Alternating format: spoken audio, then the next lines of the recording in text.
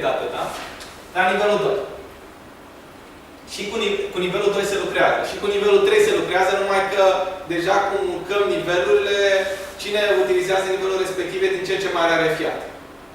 Și la nivelul 3 deja cei care îl utilizează, din păcate, nu utilizează cu scopuri pozitive. Dar ei utilizează nivelul 3 la momentul actual, numai că nu e vizibil. Și da, nu are rost să intru în comentarii. La nivelul 2, care este elementul suplimentar care îl aduce nivelul 2? Nivelul 2, la o primă lectură, nivelul 2 mărește numărul de noduri. Dar asta e doar la o primă lectură. Nivelul 2 face mai mult decât atât. Deci haideți să adăugăm încă 2 noduri, să spunem. Sau să adăugăm, de fapt, 3 noduri. Suplimentare față de nodurile care le-am definit până acum. Ce face nivelul 2 special față de nivelul 1? Lucrează cu... introduce un mecanism suplimentar. La nivelul 2, patternul format de nodurile suplimentare sunt butoane de acțiune asupra unuia dintre nodurile anterioare din rețea. Adică patternele respective controlează comportamentul unuia dintre nodurile din rețea. De ce vrem să facem asta? Pentru că la nivelul 2 deja finețea cu care noi putem acționa asupra modificării comportamentelor rețele este mult mai mare. Noi ce făceam la nivelul 1? Știam că trebuie să scădem consumul. Cum făceam asta? Strângeam cureaua. Este asta soluția? Nu neapărat. Dacă observăm exact care sunt structura de indicatori și patternul acestor indicatori care conduc la diferite tipuri de patternul de consum, nu mai strângem cureaua. Ci acționăm la un nivel de finețe mult mai mare. Vedem care sunt butoanele pe care trebuie să apăsăm astfel încât să modificăm consumul în direcția care ne interesează pe noi. Asta este elementul cheie. Nu mă interesează doar consumul în sine, ci încep să treci la finețea consumului, la aspecte calitative diferite ale consumului și, practic, direcționând într-un anumit fel, consumul de anumită natură poate nu mai influențează activitatea de mediu, pentru că, de fapt, alea sunt consumuri non-nocive pentru mediu. Da, asta este primul lucru. Dar mai facem încă ceva suplimentar față de asta care este foarte important. Deci, ce se observă la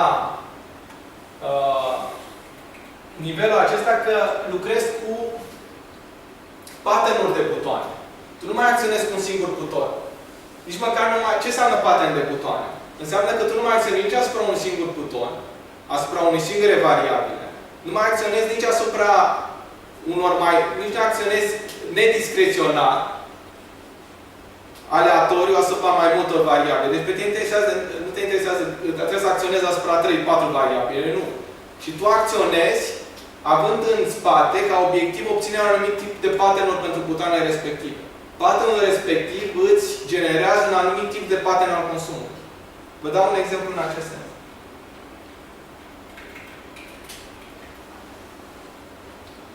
Ai indexul Gini, ponderea familiilor individuale, ponderea familiilor triadice.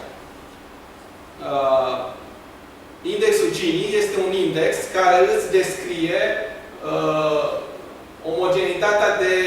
omogenitatea veniturilor, distribuției veniturilor într-o anumită societate sau într-un mediu pe care îl analizezi.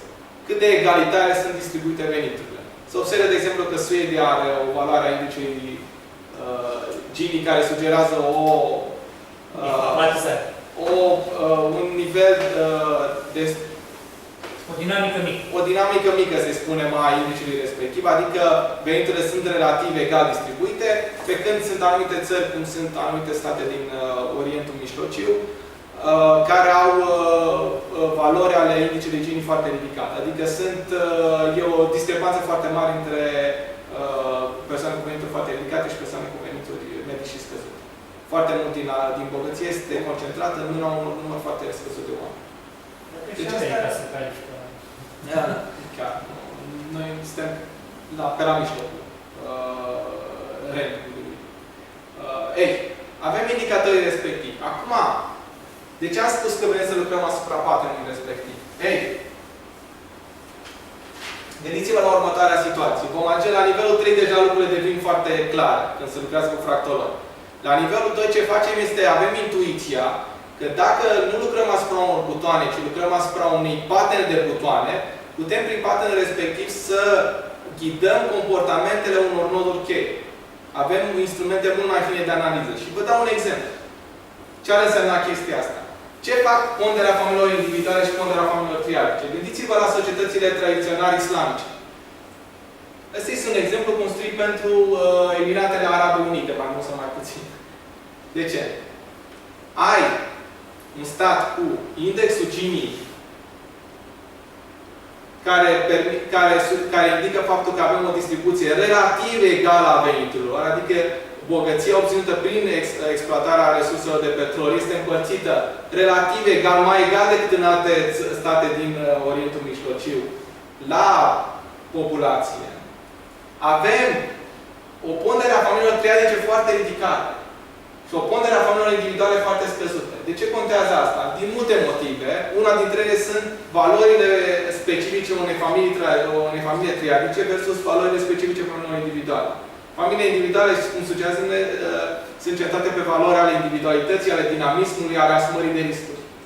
Familiile triadice sunt valori ale stabilității, ale tradiției, ale respectului, ale unei anumite tip de onoare. Familiile individuale sunt centrate pe interes. Ce înseamnă asta? Cumva această combinație între ponderea familiilor triadice individuale și indexul Gini afectează cumva comportamentul, dinamica prețului și comportamentul de preț, strategia de preț pe care o adoptă Emiratele Arabe Unite? Bineînțeles că da. Uitați-vă la dinamica și strategia de preț pe care le adoptă Emiratele Arabe Unite versus Statele Unite. Comportamente total diferite. Nu cumva, dacă modificăm, și nu spun că se încearcă chestia asta, nu cumva dacă modificăm pattern-ul acestor trei variabile, deci lucrăm cu trei variabile, nu lucrăm cu mai multe. Nu cumva, dacă modificăm pattern-ul acestor variabile și lăsăm lucrurile să meargă puțin în timp, la un moment dat, strategiile de preț se vor modifica? Bineînțeles că asta este, într-un fel, consecința lucrării cu un pattern de variabile. În care nu mai... Și trebuie să sesizăm că diferența este calitativă. De ce? Nu e o problemă cantitativă aici. Deci nu e vorba că prețul... Nu e vorba că nu măsurăm o variație de preț. Nu. Noi trecem de regimul de comportament, de la un regim de comportament la alt regim de comportament. Nu e o problemă cantitativă aici. Nu poate să fie observată doar cantitativ. E o problemă de trecere de schimbare de regim de comportament. Și schimbarea de regim de comportament este rezultatul unui modificări de pattern-uri de caracteristici care generează comportamentele respective. Și la un moment dat, aici, în paranteze, se ajung la... Mergem puțin mai departe tot cu mecanism. Nu e la nivelul ăsta, dar e interesant ca nivel de mecanism. Doar cu mecanismul lucrăm. Pur la nivel de informație. Vrem să ajungem la bifurcație. Ce înseamnă asta mental, ca să gândim la acest lucru? În momentul... Deci noi modificăm patternul de comportamente, de caracteristici, ca să generăm anumite comportamente. Noi trebuie, în schimb, să vedem cum putem să modificăm patternul respectiv ca să ajungem la bifurcații comportamentale. Ei, ce înseamnă, de ce se dată de stabilitatea unui comportament? De structura de feedback-uri care întărește comportamentul. Dacă noi slăbim structura de feedback-uri la nivelul în care comportamentul respectiv nu mai este susținut și introducem încă o informație suplimentară care nu prezint acum, ajunge la un moment de bifurcație comportamentală, în momentul în care persoana trebuie să restructureze modul de abordare, comportamentul dominant. El nu mai are, e ca în exemplu cu transformările la fluturi. Când se transformă în fluturi. Adică este un moment în care este aproape tabula rasa. Se transformă în vectorul informațional care vine în acel moment.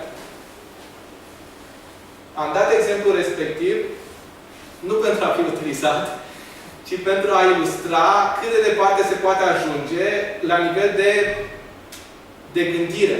Deci de mecanisme de acțiune. Astea sunt mecanisme de acțiune pură. Deci informație. Nu e o problemă... Deci, e dincolo de ce se lucrează dominant la momentul actual. Și dincolo de ce învățăm în școală. Și completăm din ce spunea întâi Asta ne permite nouă să avem o abordare completamente inedită, diferită și eficientă în rezolvarea problemelor pe care le avem în clipa de față. Pentru asta am construit modelul vectorial sustenabil, care preia de pildă patternul comportamental al politicii statelor agresive economic care se aruncă pe piețe, consumă resurse, gen China. Cucerind teritorii și mai departe. Și duce la analiza posibilității creării unor societăți sustenabile în care să nu se mai consume resursele de mediu.